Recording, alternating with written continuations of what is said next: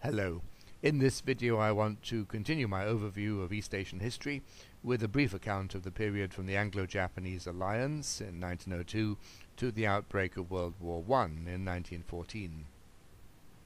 The Anglo-Japanese Alliance of 1902, formally signed on the 30th of January 1902, was a major event in both East Asian and world history. I have discussed it in more detail in its East Asian context in a previous video on the 1895-1902 period, but let me reiterate the following points.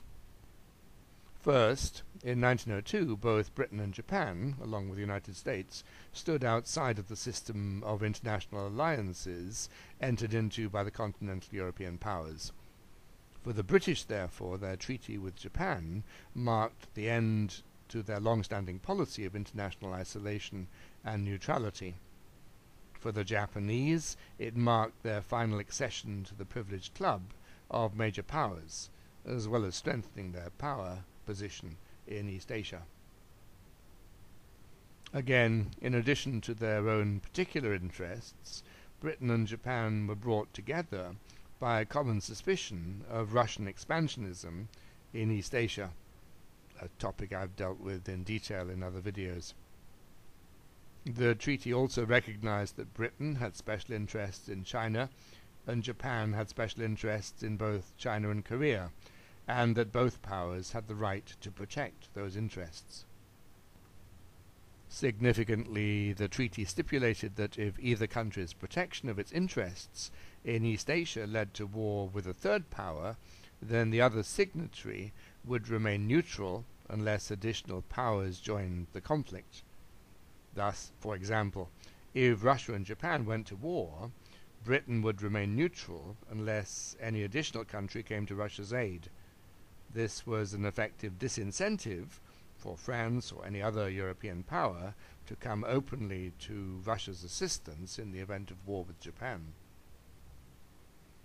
Given that by this time Russia had already humiliated Japan by blocking Japanese expansion in Manchuria at the end of the Sino-Japanese War of 1894-95, and then triumphantly taken those same concessions for itself, and that Russia also challenged Japan's dominance of Korea, there were, of course, particular tensions in the relationship between Japan and Russia. These tensions did not have to lead to war, and Japan had made prolonged efforts to persuade the Russians to agree to a delimitation of spheres of influence in the region.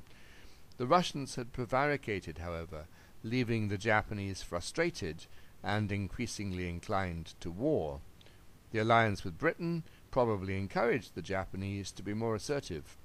In addition, it almost guaranteed that in the event of war with Russia, the Japanese would not have to face the intervention of any other power on Russia's side. While the Japanese planned for war, the Russians drifted into it. Many members of the Russian elite, thinking that a short, successful war with Japan would both enhance Russia's international prestige and ease internal tensions in a great celebration of national pride. The Rustle Japanese War that started in February 1904 lasted some 16 months and had largely ended by May 1905. It was extremely bloody, with massive death tolls on both sides. The results were clear and unambiguous, however. As in its earlier conflict with China, Japan had scored a succession of impressive victories, specifically taking Port Arthur, largely destroying Russia as a Pacific naval power, and evicting Russian forces from southern Manchuria. It marked a sea change in international relations, with a small rising Asian power defeating the mighty Russian war machine. The Treaty of Portsmouth that ended the war on the 5th of September 1905 ceded Port Arthur and parts of the Liaodong Peninsula to Japan and recognized Japanese dominance in Korea. Korea had already been occupied by Japanese troops during the war with Russia, but now became effectively a Japanese protectorate, a situation that was formalized in 1907 after the abdication of the Korean emperor. Japan formally incorporated Korea into its own empire in August 1910. Chastened by military defeat, the Russians soon began to negotiate realistically with the Japanese, and in 1907 concluded both a fisheries agreement for Siberian coastal waters and a political agreement with a secret annex that recognized Japan's special interests in Korea and southern Manchuria and Russia's in northern Manchuria and outer Mongolia. A boundary line between the two countries' spheres of interest was also established for eastern Manchuria. A further treaty in 1910 recognized each power's right to take whatever measures it needed to safeguard its interests within its sphere, and specified that they would consult on any matter affecting their common interests in Manchuria. A subsequent agreement in 1912 demarcated their unofficial border in western Manchuria. China was not consulted regarding these arrangements. Meanwhile, in China, the faltering Manchu government had been challenged for several years by a growing alliance of revolutionary movements and factions. Finally, from October 1911 onwards, the revolutionaries gained a series of significant victories in various parts of China and proclaimed the establishment of a Chinese republic. The Manchu dynasty formally abdicated in February 1912. The collapse of Manchu rule led to declarations of independence in Outer Mongolia and Tibet, two regions inhabited by non-Chinese peoples which had been forcibly integrated into the Chinese Empire by the Manchus.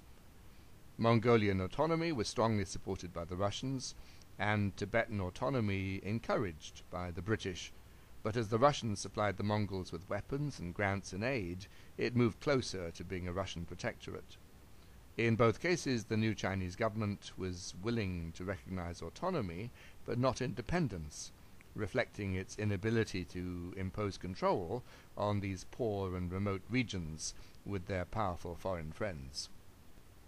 Both the Mongols and the Tibetans followed the Tibetan form of Buddhism, and in the absence of Chinese control, now established forms of theocratic government, the Tibetans under the 13th Dalai Lama and the Mongolians under Bogd Khan.